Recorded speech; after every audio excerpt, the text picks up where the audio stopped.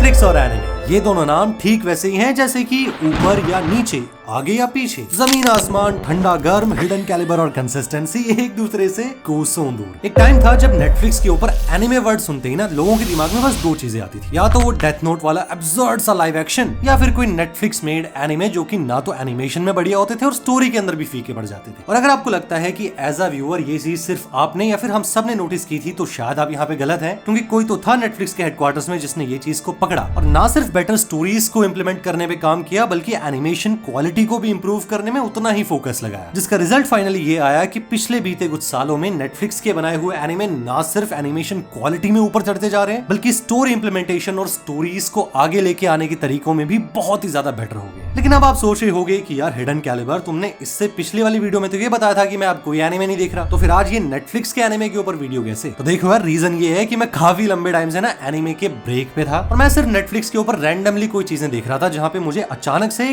Castlevania का नाम दिखा। अब इस पूरे टाइम में मैं कोई एनिमे नहीं देखना चाहता था, लेकिन कैसलवेनिया से नाम सुन के मुझे अपना वो वीडियो गेम याद आया जो कि मैंने कई सालों पहले अपने एक पुराने पोटैटो पीसी में खेला था, जिसका नाम था कैसलवेनिया लॉर्ड ऑफ शैडोज। तो बस उसी नाम के नॉस्टैल्जिया के अंदर मैंने ये वाला एनिमे चला लिया और पता ही नहीं लगा कि कब कैसलवेनिया के स्टार्टिंग के 3 सीजन और इसके स्पिन ऑफ सीरीज कैसलवेनिया नॉकटर्न के 2 सीजन्स मैंने निपटा डाले। जिससे सबसे पहले तो मेरे साथ 2 चीजें हुई। पहली तो ये कि मेरा जो एनिमे को देखने का ब्रेक था वो टूट गया, और दूसरा मुझे अपने एक चाइल्डहुड में खेले हुए वीडियो गेम की इतनी ज्यादा अमेजिंग सीरीज के बारे में पता चला। और सच में ना सिर्फ स्टोरी बल्कि एनिमेशन क्वालिटी के अंदर भी ये series through out the roof चली जाती है। अब जितने भी ओजी गेमर्स इस वीडियो को देख रहे हैं वो तो जानते हैं कि लॉर्ड ऑफ शैडोज क्या है और कैसलवेनिया का पूरा लोर क्या है, बट इससे पहले कि मैं आपको इस नेटफ्लिक्स के एनिमे के बारे में बताऊं और आपके अंदर मैं हाइप पैदा करूं, मैं आपको इसका थोड़ा सा लोर बताना चाहता हूं। और चिंता मत करो, जल्दी से 1 मिनट के अंदर निपटाते हैं। तो कैसलवेनिया की कहानी एक मिडीवल दुनिया में शुरू होती है, जहां पे वैम्पायर्स, वेयरवुल्व्स, मॉन्स्टर्स और सबसे मेन ड्रैक्युला का राज है।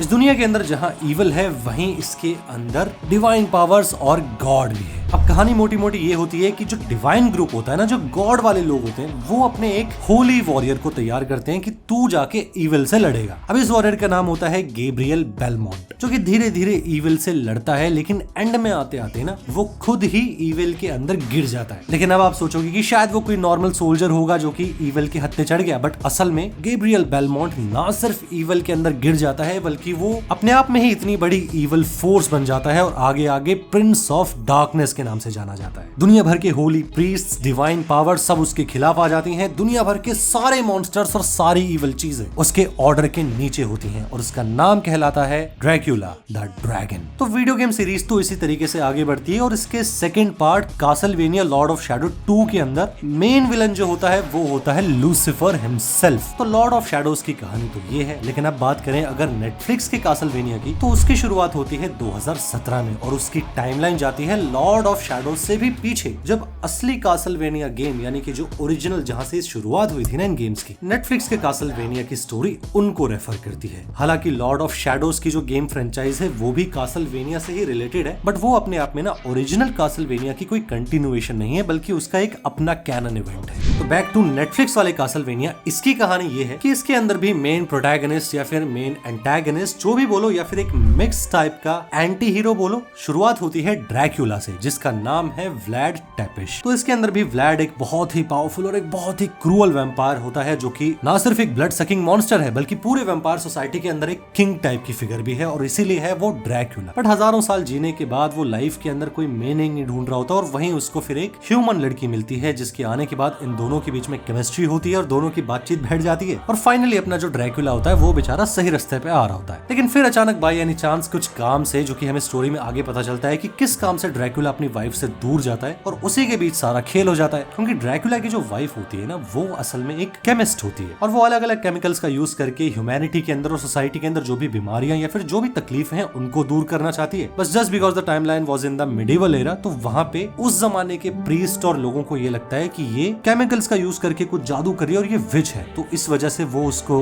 एक्सिक्यूट कर देते हैं। और इसके बाद जो कहानी होती है वो मैं आपके लिए स्पॉइल नहीं करना चाहता, क्योंकि वो बहुत ही अमेजिंग चीज है। क्योंकि आई मीन यार, कोई रीजन ही होगा ना कि इसको इसको IMDb पे 8.3 आउट ऑफ 10 और रॉटन टमेटोज पे 94% की रेटिंग्स मिली है। तो स्टोरी बहुत गजब है दोस्त। थोड़े से सीरियस टाइप के कंटेंट को इन एनिमेशन अगर तुम देखना चाहते हो जिसके अंदर फाइट सीन्स दबा के हो, ब्लडी गोर स्टोरी हो, थोड़ा सा अब्यूजिव चीजें भी हो और ऑल ओवर एक एडल्ट स्टोरी हो, तो फिर कासलवेनिया तुम्हें जरूर देखना चाहिए। लेकिन स्टोरी के अलावा भी एक और रीजन जिसके लिए आज मैं ये वीडियो बना रहा हूँ वो है कासलवेनिया के दोनों सीरीज की एनिमेशन क्वालिटी। तो देखो, सबसे पहले तो मैं आपको इन दोनों के ओरिजिनल कंट्री बता दूं जहां पे इनका प्रोडक्शन हुआ है, तो वो है अमेरिका। तो अमेरिका के अंदर से एक एनिमे टाइप का कंटेंट आना और वो भी नेटफ्लिक्स के प्रोडक्शन के अंदर आना, यही सबसे बड़ी बात है। और दूसरी चीज, एनिमेशन क्वालिटी के साथ साथ इसके अंदर का म्यूजिक, डायरेक्शन, इन सारी चीजों का इतना इमर्सिव होना कि ये आपको पहले एपिसोड से ही अंदर खींच ले। कासलवेनिया के अंदर वो एक स्पेशल क्वालिटी एग्जिस्ट करती है। तो पहले तो कासलवेनिया के शुरुआती 3 सीजन की बात करते हैं। कासलवेनिया के पहले सीजन के पहले एपिसोड से ही एक्शन और बाकी सारी वो धमाकेदार एनिमेशन क्वालिटी स्टार्ट हो जाती है। लेकिन जैसे जैसे सीजन्स आगे चलते हैं, सीरीज के अंदर प्रोडक्शन टाइम बढ़ता है, तो एनिमेशन क्वालिटी और स्टोरी के ऊपर और डिटेलिंग ऊपर जाती ही रहती है। बस मेरे ख्याल से सीजन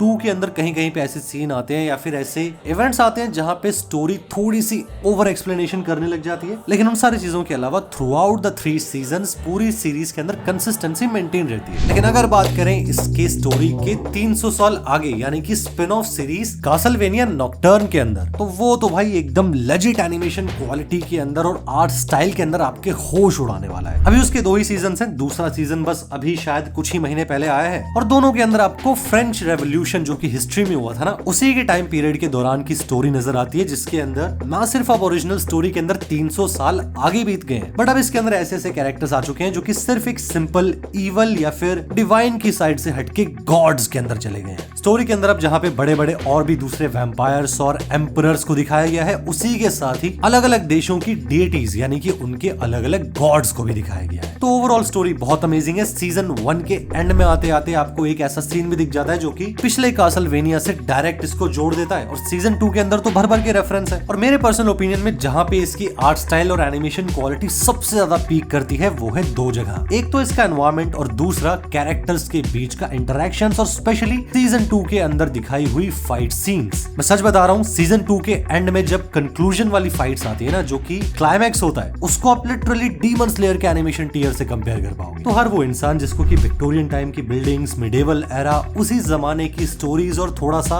या फिर थोड़ा नहीं थोड़ा ज्यादा ही खून खराबे के साथ साथ एक सीरियस टोन की स्टोरी जिसके अंदर स्लेवरी, क्रूअल्टी, ब्लडी डेथ्स और एकदम ही अनबायस्ड मैसेकर देखना पसंद है ना, उनके लिए तो कासलवेनिया सीरीज एक गोल्ड माइन होने वाली है। और मैं सच बता रहा हूँ, अगर इस एनिमेशन सीरीज ने मुझे अपने एनिमे को देखने के ब्रेक से वापस खींच लिया है तो फिर कुछ तो बात होगी दोस्त। दैट्स व्हाई मैं कहना चाहूंगा कि अगर आप चाहो तो कासलवेनिया को एक बार जरूर ट्राई करना, आपको बहुत मजा आएगा। और इसी के साथ अगर आपको ये वीडियो पसंद आई हो तो चैनल को सब्सक्राइब करना दोस्त। बहुत ही जल्दी मैं चैनल के ऊपर फेस कैम वीडियो स्टार्ट करने वाला हूँ, तो उससे रिलेटेड भी अगर आपके पास कोई सजेशन है, कोई ओपिनियन है जो कि आप मुझे देना चाहते हैं, तो प्लीज कमेंट करके जरूर बताना। और इसी के साथ चलिए मिलते हैं एक और नेक्स्ट वीडियो में। तब तक के लिए thank you so much for watching this video and I will see you very very soon.